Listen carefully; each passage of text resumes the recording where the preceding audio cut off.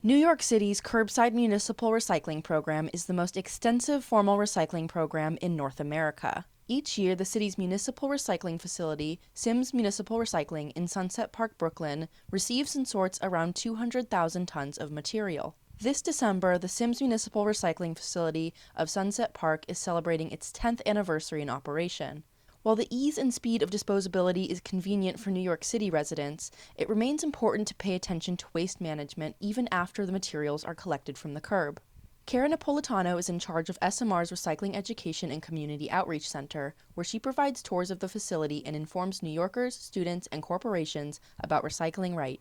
But most important, I want people to leave knowing that recycling is not the answer.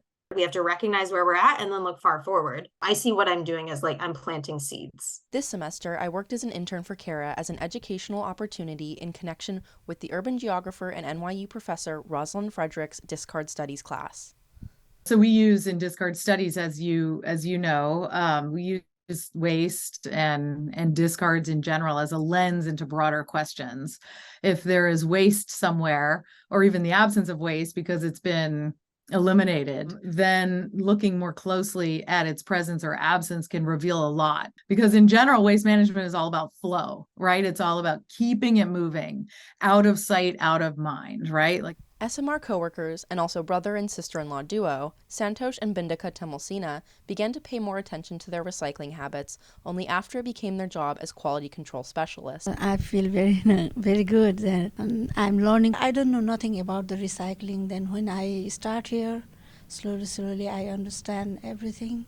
While recycling felt relatively new, the Temalsinas emigrated from Nuwakot district in Kathmandu, Nepal, where they were no strangers to the country's waste management, which is typically relegated to the untouchable caste. They cast them like a chame pode. So we're not allowed to touch them.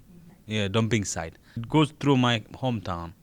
Those kind of the lower caste kind of people live over there. So that's why government decided to throw over there. When I work here, it give me more knowledge. So in my community too, everybody, I'm telling in my family, friends, do recycle like this. Then this will be more helpful for others also, right? Mm-hmm. Many of the Temalsina's co-workers also share their experience of understanding waste through the context of different cultural backgrounds. According to Iveth Diaz, the HR director at SMR, approximately 64% of employees are Latino, 5% are white, 29% are African American, and only 2% are Asian. Most of them are immigrant. Yeah, I see different part of world, some from Africa, some from the Caribbean countries, some from Spanish country. We used to have 8 Nepali people work over here, but they left. Santosh recalls at least 2 employees quitting because SMR utilizes advanced sorting technologies and implemented Everest Lab robotic arms which work alongside human laborers on the picking lines. The 2 ladies, they was complaining to the supervisor too, that noise, they say they make them uncomfortable. So they request them to put somewhere else, but they keep forgetting them. That's why they decide to leave the job.